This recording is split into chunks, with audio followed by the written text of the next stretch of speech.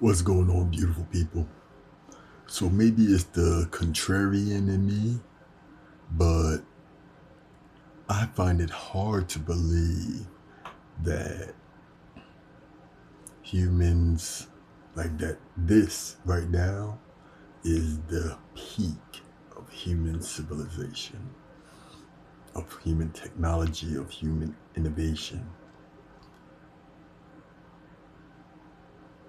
Well, there may not have been technology that we know of in the past. That doesn't mean there wasn't technology. Go on YouTube and search up ways to run your car with water or ways to generate electricity wirelessly. You'll find a lot of stuff that regular people know, okay? This is stuff that's been around, information that's been around for a lot longer than I believe we think it has, okay? Why do I believe this? It's hard for me to believe that a bunch of ooga booga hunter gatherers decided to build with the limited time and resources that they had. They decided to build all types of giant megalithic structures. Like if you're, or even do the cave paintings. Have you looked at some of these cave paintings? It's not like it's doodles of somebody who's just learning. It looks like I dare you look up some of the cave paintings and then you try to draw them now. Draw exactly the way they did some of those. Some of those are really good.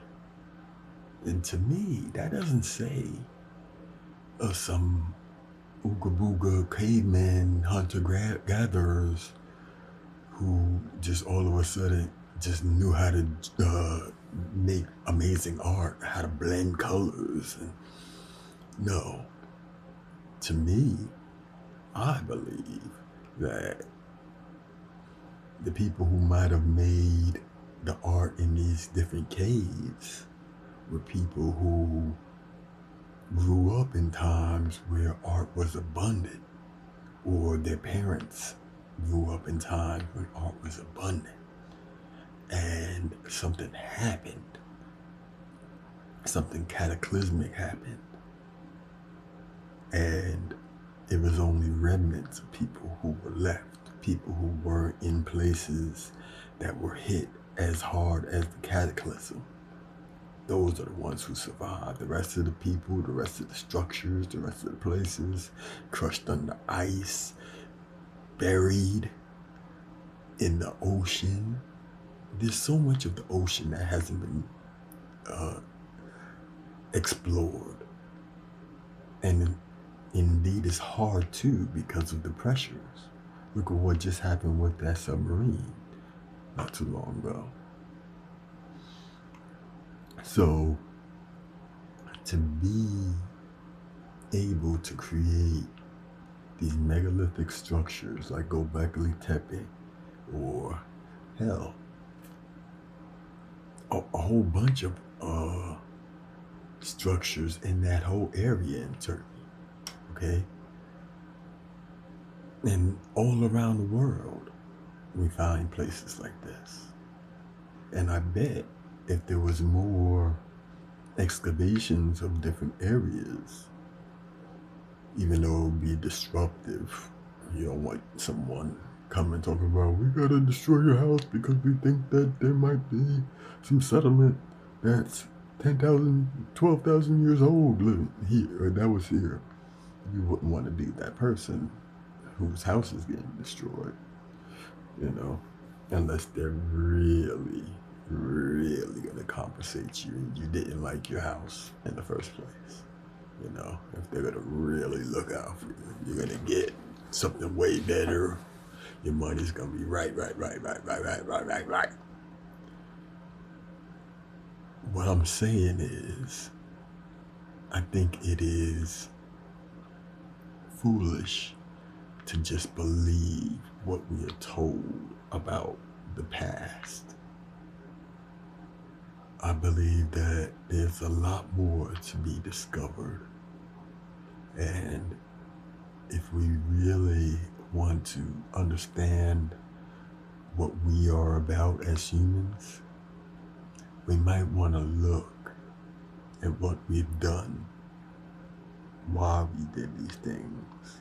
Because another thing, a lot of times when they find these places, they always attribute them to either burial places or religious worship.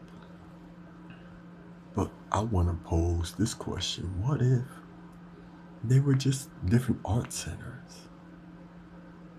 You know, we build places that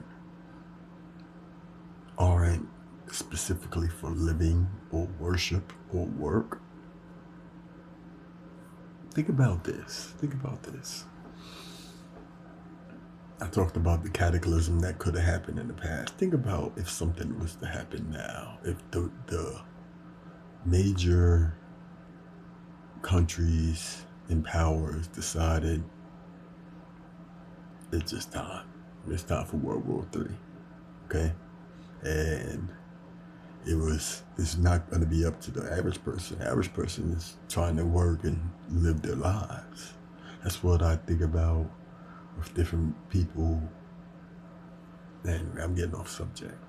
I was going to bring up Hiroshima. I just think about it. It's like, so these people over here don't like these people over here. So instead of them fighting to the death, they just kill all these other people who have nothing to do with it. Like, imagine you're about to go to work and then somebody drops a nuke on your city. You're just trying to go to work, get something for your stomach. You're trying to get something for your family. You're trying to do just regular life stuff. And they drop a nuke on your city.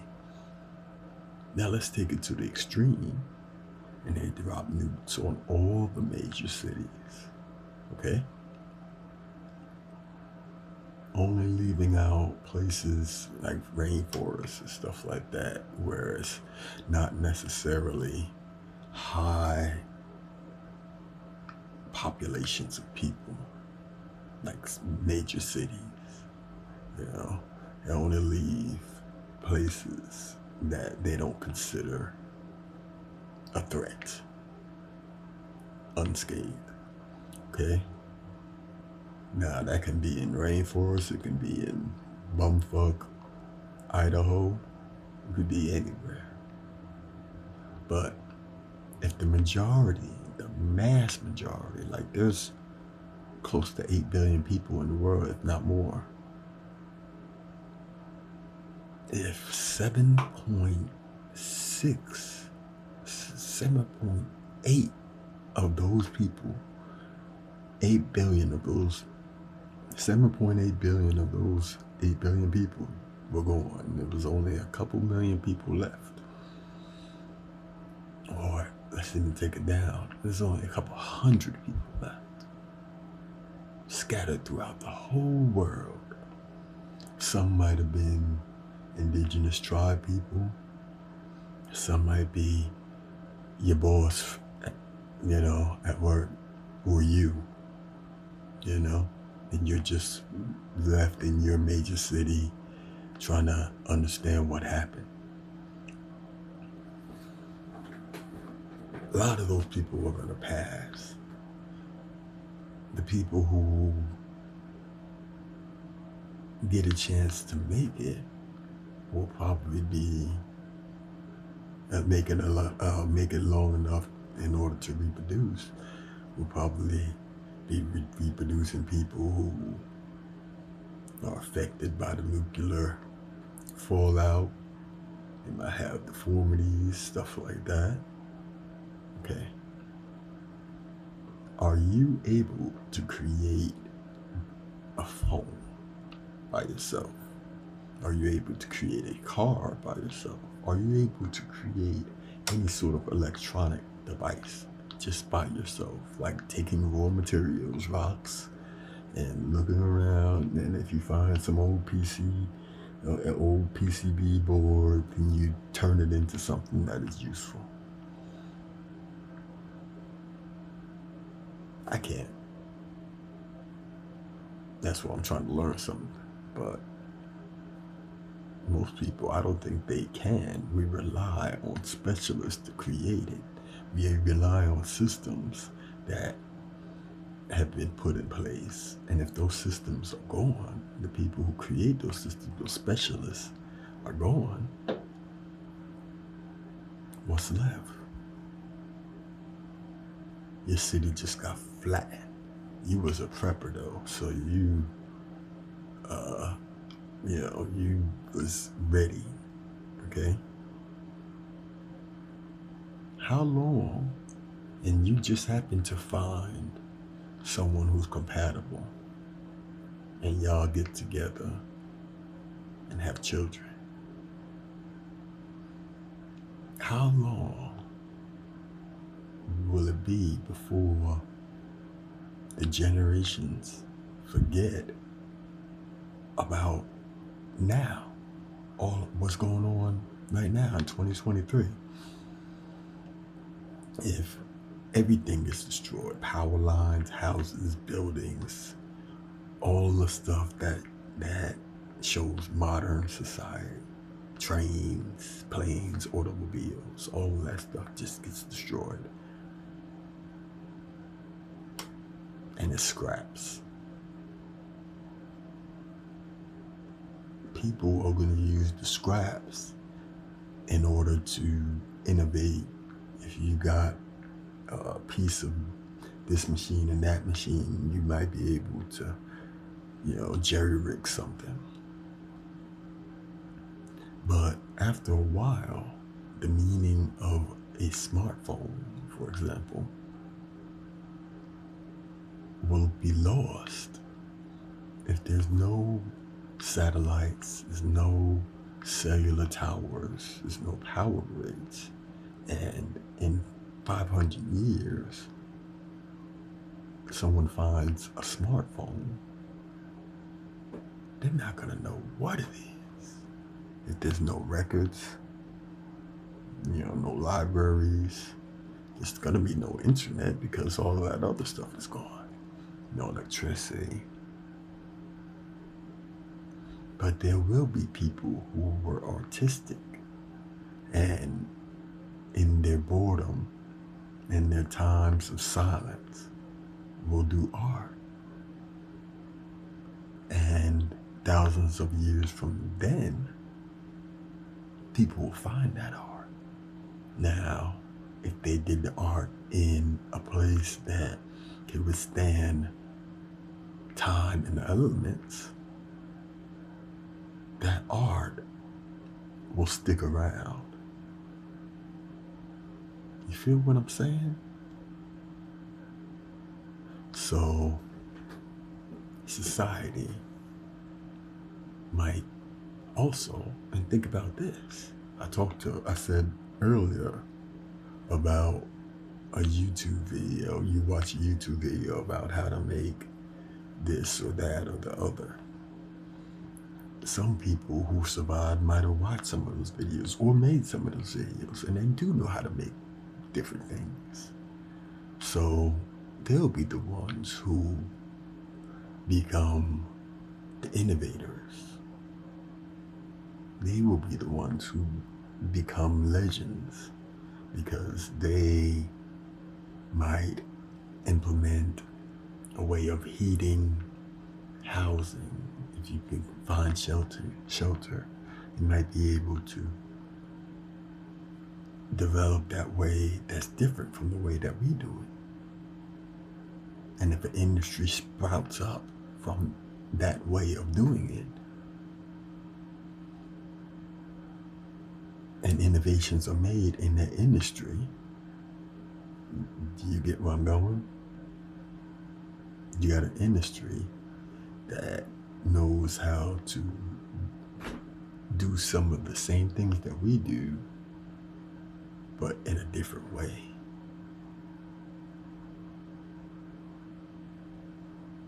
The cycle will continue. I don't believe that the earth is as old as they say it is. I believe it's a lot older. And I believe that humankind has gone through similar rises and fall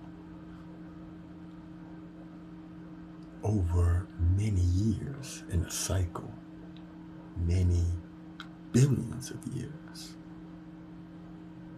Just because we can't find fossils of humans from a billion years ago doesn't mean humans didn't live a billion years ago. See? Just because we have this hypothesis, these theories of how things went, doesn't mean that that is exactly how it went. Explain to me how hunter-gatherers created precise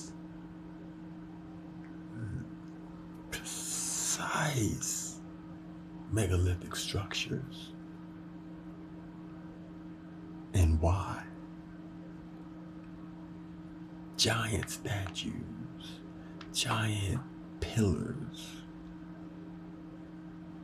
giant, just everything.